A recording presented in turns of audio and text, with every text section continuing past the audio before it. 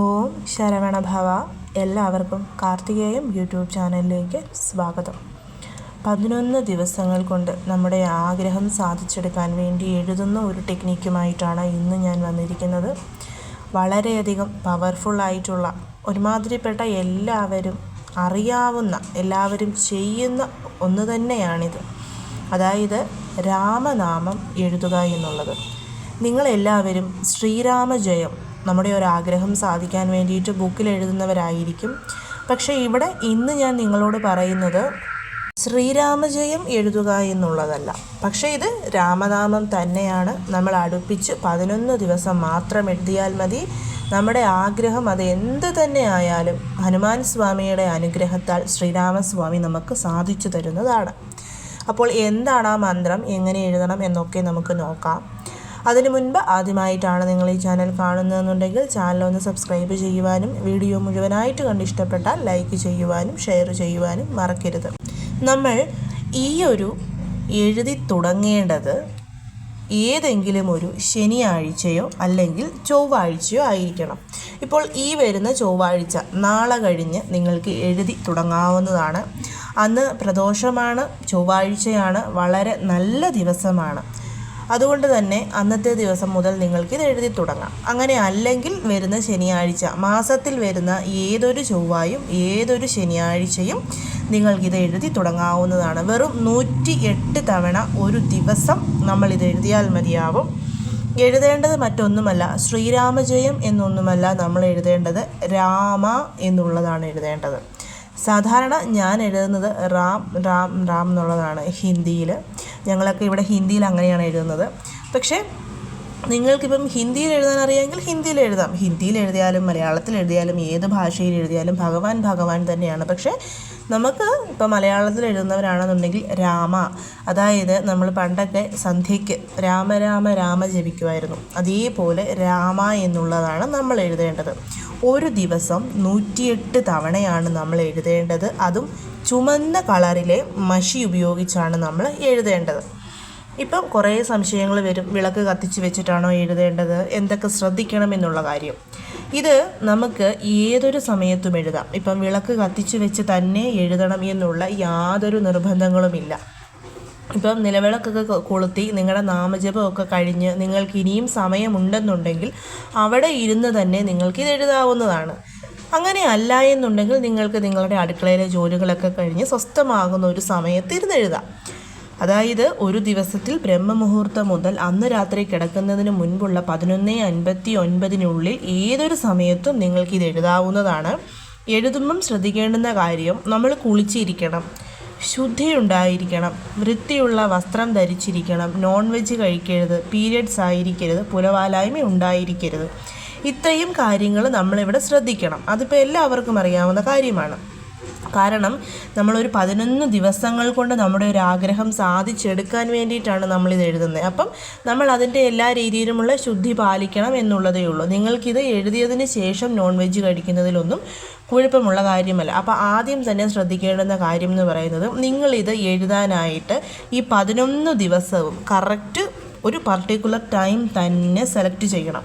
ഇപ്പം ആദ്യത്തെ ദിവസം നിങ്ങൾ രാവിലെ ഒരു 6 മണിക്ക് എഴുതി എന്നുണ്ടെങ്കിൽ പിറ്റേ ദിവസവും ആ 6 എന്നുള്ള സമയം പാലിക്കണം. 6:05 അതിനുള്ളിൽ എഴുതി തുടങ്ങിയിരിക്കണം. 6:30 7 മണിക്കോ ഒന്നും എഴുതരുത്. ഇനി ആദ്യത്തെ ദിവസം നിങ്ങൾ ഉച്ചയ്ക്ക് 12 മണിക്കാണ് എഴുതിയെങ്കിൽ ബാക്കിയുള്ള ദിവസവും ഉച്ചയ്ക്ക് 12 മണിക്ക് തന്നെ എഴുതണം.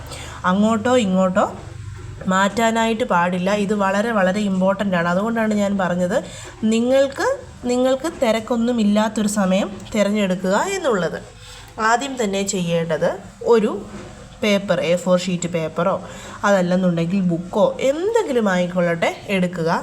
എടുത്തതിന് ശേഷം കണ്ണടച്ച് ഹനുമാൻ സ്വാമിയെ മനസ്സിൽ പ്രാർത്ഥിച്ച് നമ്മൾ സങ്കല്പം ചെയ്യുകയാണ്, ഭഗവാനെ 11 ദിവസം അടുപ്പിച്ച് ഒരു ദിവസം 108 തവണ വെച്ച് രാമ രാമ എന്നുള്ളത് ഞാൻ എഴുതിക്കോളാം. എൻ്റെ ഈ ഒരു ആഗ്രഹം അങ്ങ് എത്രയും പെട്ടെന്ന് എനിക്ക് സാധിച്ചു തരണമേ. ഇതാണ് നമ്മൾ ചെയ്യുന്ന സങ്കല്പം. ഈ ഒരു സങ്കല്പം ആദ്യത്തെ ഒരേ ഒരു ദിവസം മാത്രം ചെയ്താൽ മതിയാവും. അതിനുശേഷം ശ്രീരാമസ്വാമിയെയും മനസ്സിൽ സ്മരിച്ചിട്ട് നമ്മൾ റെഡ് കളറിലെ പേന കൊണ്ട് 108 തവണ രാമ രാമ എഴുതുകയാണ്. ഇവിടെ റെഡ് കളർ പേന തന്നെ ഉപയോഗിക്കണം. ദയവ് ചെയ്ത് വേറെ ഒരു പേനയും എടുക്കരുത്. കാരണം ഞാൻ പറഞ്ഞു, നമ്മുടെ ഒരു പർട്ടിക്കുലർ വിഷ് എത്രയും പെട്ടെന്ന് ആഗ്രഹം സാധിച്ചെടുക്കാൻ വേണ്ടിയിട്ടാണ് നമ്മൾ എഴുതുന്നത്. അപ്പോൾ അതുകൊണ്ട് തന്നെ ആ പേന എന്ന് പറയുന്ന റെഡ് കളർ ഇമ്പോർട്ടൻ്റ് ആണ്. എന്നിട്ട് നമ്മൾ ഇരുന്ന് എഴുതുക. ഒറ്റ സ്ട്രെച്ചിൽ 108 തവണ എഴുതണം. ഒരു 50 തവണ എഴുതി എഴുന്നേറ്റ് പോയി പിന്നെ വീണ്ടും വന്ന് അങ്ങനെയല്ല. നമ്മളിപ്പം എഴുതാനിരുന്നാൽ 1 to 108 ടൈംസ് 1 മുതൽ 108 തവണ വരെ ഒരേപോലെ എഴുതി തീർത്തതിന് ശേഷം മാത്രമേ നമ്മൾ അവിടുന്ന് എഴുന്നേക്കാവുള്ളൂ. നമ്മൾ ഓരോ പ്രാവശ്യം എഴുതുമ്പോഴും ശ്രീരാമസ്വാമിയെയും ഹനുമാൻ സ്വാമിയെയും മനസ്സിൽ കണ്ടുകൊണ്ട് നമ്മുടെ ഈ ഒരു ആഗ്രഹം സാധിച്ചു തരണമെന്ന് പ്രാർത്ഥിച്ചുകൊണ്ട് വേണം നമ്മൾ എഴുതാനായിട്ട്.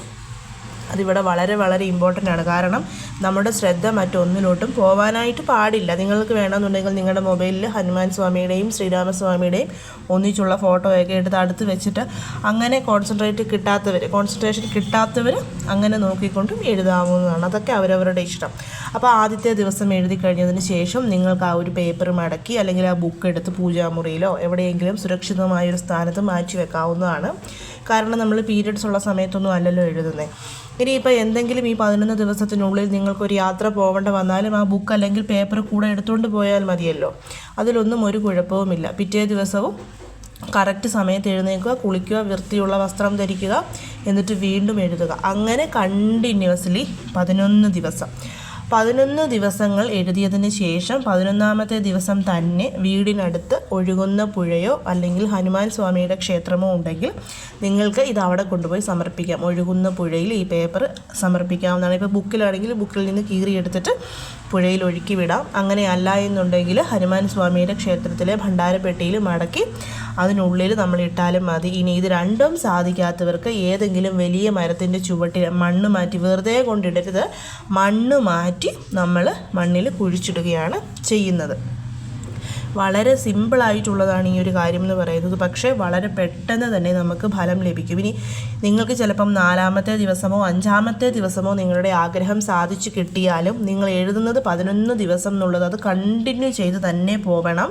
എൻ്റെ ആഗ്രഹം 4ാമത്തെ ദിവസം എനിക്ക് സാധിച്ചു കിട്ടി, ഇനി ഞാനിത് ചെയ്യുന്നില്ല എന്ന് ഒരിക്കലും ചിന്തിക്കരുത്. 11 ദിവസം എന്നുള്ളത് അത് കണ്ടിന്യൂ എഴുതുക തന്നെ വേണം. പിന്നെ ഈ 11 ഡേയ്സിനുള്ളിൽ നിങ്ങൾക്ക് എപ്പോഴൊക്കെ ഹനുമാൻ സ്വാമിയുടെ ക്ഷേത്ര ദർശനം നടത്താൻ പറ്റുമോ അപ്പോഴൊക്കെ ക്ഷേത്ര ദർശനം നടത്തുന്നതും ആ ക്ഷേത്രത്തിൽ ഭഗവാൻ എന്തൊക്കെയാണോ കൊടുക്കുന്നത്, വെറ്റിലമാലയോ വടമാലയോ നിങ്ങളുടെ കയ്യിൽ പൈസയ്ക്കനുസരിച്ചുള്ള എന്തെങ്കിലും ഉണ്ടെങ്കിൽ അതൊക്കെ ചെയ്യാം. ഭഗവാന് ലഡുവോ അതുപോലെ വെണ്ണയോ ഒക്കെ വാങ്ങി ക്ഷേത്രത്തിൽ കൊണ്ടുപോയി സമർപ്പിക്കാം. തേങ്ങ വാങ്ങിക്കൊണ്ടുപോയി സമർപ്പിക്കാം. സിന്ദൂരം, ജാസ്മിൻ ഓയിൽ ഇതൊക്കെ വാങ്ങിക്കൊണ്ടുപോയി സമർപ്പിക്കാവുന്നതാണ്. അതൊക്കെ അവനവൻ്റെ കയ്യിൽ പൈസയ്ക്കനുസരിച്ച് ചെയ്താൽ മതി. ഇനിയിപ്പം വീടിനടുത്ത് ക്ഷേത്രമുള്ളവരാണെന്നുണ്ടെങ്കിൽ ക്ഷേത്രത്തിൽ പോയിരുന്ന് എഴുതാൻ പറ്റുമെങ്കിൽ നിങ്ങൾക്ക് ക്ഷേത്രത്തിലും പോയിരുന്ന് എഴുതാവുന്നതാണ്. ഇനിയിപ്പോൾ കുറച്ച് പേർക്ക് സംശയം വരും, ഏത് ദിശയിലോട്ട് നോക്കി ഇന്ന് എഴുതാവുന്നത്. തെക്ക് ദിശ ഒഴിച്ച് നമുക്ക് ബാക്കി ഏതൊരു ദിശയിലോട്ട് നോക്കിയിരുന്നു ഇത് എഴുതാവുന്നതുമാണ്. ഞാൻ പറഞ്ഞ ഈ കാര്യങ്ങൾ പാലിച്ചുകൊണ്ട് നിങ്ങൾ എഴുതിയാൽ തീർച്ചയായും 11 ദിവസത്തിനുള്ളിൽ ഭഗവാൻ നിങ്ങളുടെ ആഗ്രഹം സാധിച്ചു തന്നിരിക്കും. എല്ലാവർക്കും അറിയാം രാമനാമം അത്രമാത്രം പവർഫുള്ളാണ് എന്നുള്ളത്. എല്ലാവരും ഇത് ചെയ്തു നോക്കണം. എല്ലാവരെയും മുരുകൻ അനുഗ്രഹിക്കട്ടെ. ഓം ശരവണ ഭവ.